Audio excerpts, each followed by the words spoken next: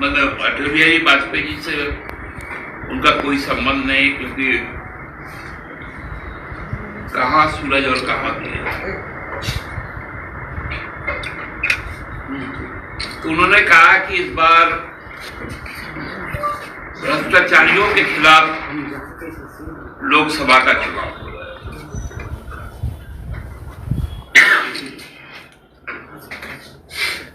अचानक से सब कोई चौंक गए कि अचानक भाजपा के भ्रष्टाचार पे बोलने लग गया, क्योंकि चुनाव लड़ने का पहला शर्त तो आज यही है कि जो भी भ्रष्टाचारी है वो भाजपा में आए और चुनाव लड़े, उसका पूरी गारंटी मोदी जी देंगे। क्योंकि मोदी जी के द्वारा जो भी सर्टिफाइड भाजपाई है, जो भी सर्टिफाइड भ्रष्टाचारी है, वो यदि भाजपा में आ जाए तो उसकी सीट की गारंटी। झारखंड में भी हम लोगों ने देखा, जो सीबीआई के आरोपी और कन्विक्टेड लोग, उनको भी दिया जा रहा है टिकट।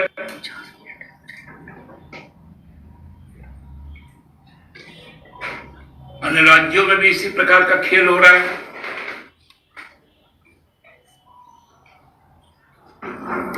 हम लोगों ने देखा कि आंध्र प्रदेश जो तथाकथित दिल्ली का लीकर स्कैम है, उसके अप्रूवल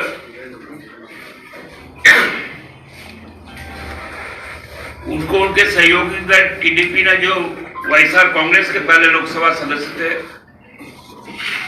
रेड्डी साहब, अब टीडीपी से वो लड़ रहे हैं भाजपा के सहयोग से।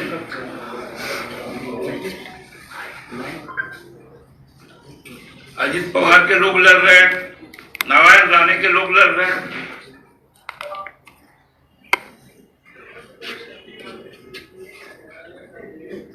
तो इस प्रकार से जो भ्रष्टाचार की बात अब कर रहे हैं, मजेदार तथ्य आप लोगों को बताए कि पिछले 2 दिन पहले प्रधानमंत्री का तमगा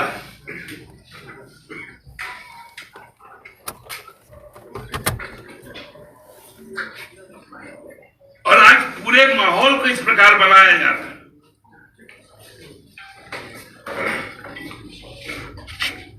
मैं कल भी आपको कहा था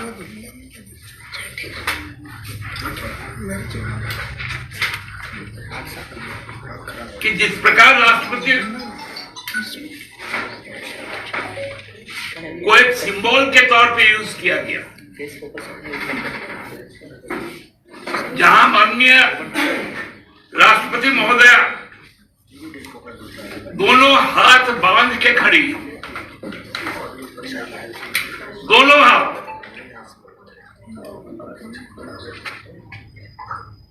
आडवाणी जी बैठे हुए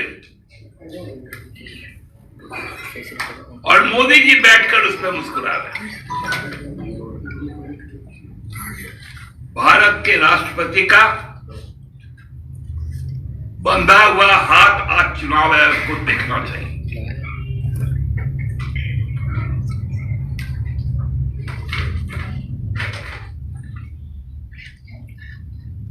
आज चुनाव आयोग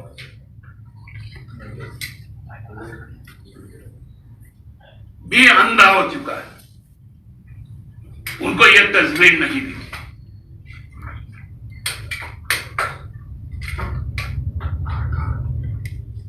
क्या चुनाव आयोग जो राष्ट्रपति का चुनाव भी संपन्न करवाता है, वो राष्ट्रपति के बंधे हाथ को देखकर चुप बैठ सकता है?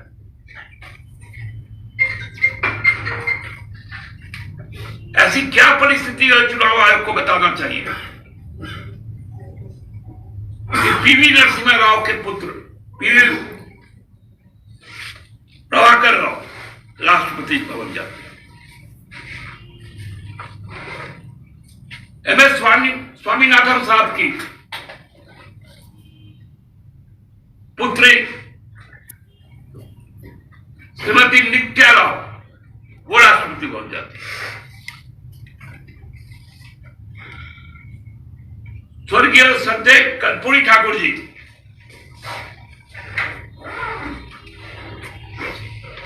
उनके बेटे श्री रामनाथ ठाकुर जी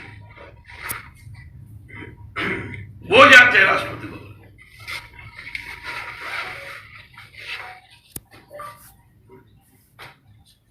चौधरी चरण सिंह जी के पोते जयंत जी जाते हैं राष्ट्रपति भवन। क्या आडवाणी जी यदि स्वस्थ नहीं है तो क्या उनके परिवार में लोग और कोई नहीं है कि वो राष्ट्रपति भवन तक जाए? या आडवाणी जी यदि घर पे कुर्सी पे बैठ सकते हैं तो व्हील चेयर पे जाए? कई बार ऐसा हुआ है। राष्ट्रपति को लेकर आए, पीछे तिरंगा लगा रहे, भारत रत्न भी बैठा रहे और अहंकारी राजा भी बैठा रहे और राष्ट्रपति का हाथ बंधा रहे। चुनाव आयोग को इस पर संज्ञान लेना चाहिए। आप बताइए, क्योंकि एक आदिवासी है, महिला है, इसके पहले दलित थे, उनके साथ इस तरह का व्यवहार होगा?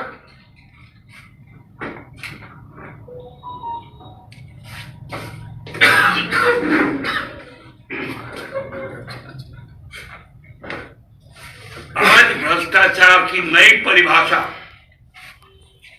गढ़ने का काम भारतीय जनता पार्टी कर रही है।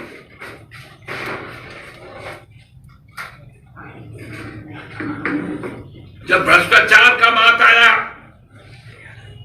जब राज्य सरकार सजग हुई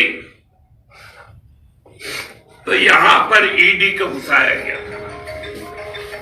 और यहां के एक व्यक्ति को निकालकर उड़ीसा पहुंचा दिया ताकि उनको एक संवैधानिक सुरक्षा कवच मिले।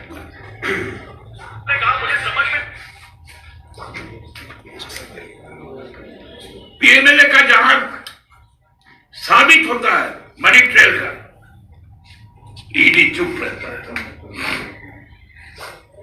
जहां एक सिविल नेचर का है वहां ईडी सक्रिय हो जाती है।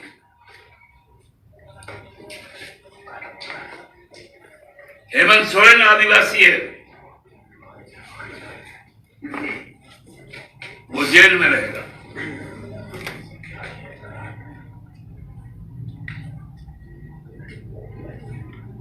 और जिनके खिलाफ असंख्य एविडेंस है वो राजभवन में बैठा रहेगा। यही पूरा खेल हो रहा है भ्रष्टाचार में।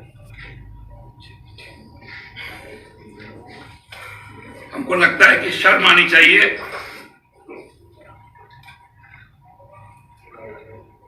भाजपा को इस भ्रष्टाचार पर बोलने के लिए। महंगाई पे बोलिए, बेरोजगारी पर बोलिए,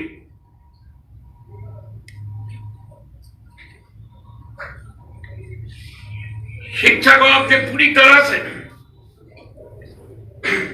व्यवसायीकरण कर दिया, स्वास्थ्य को कर दिया,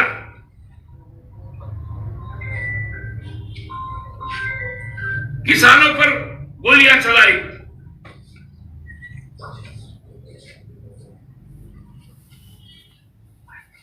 उस पर नहीं बोलेंगे, अपने काम पर नहीं बोलेंगे। 10 साल के काम का हिसाब दो भाजपा।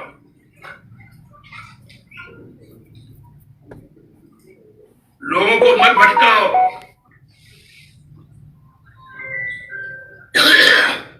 10 साल में 10 काम बता के भाजपा दिखा दे जो इस देश के हित में हुआ है। और तब जाकर चुनाव में वोट मांगेगा।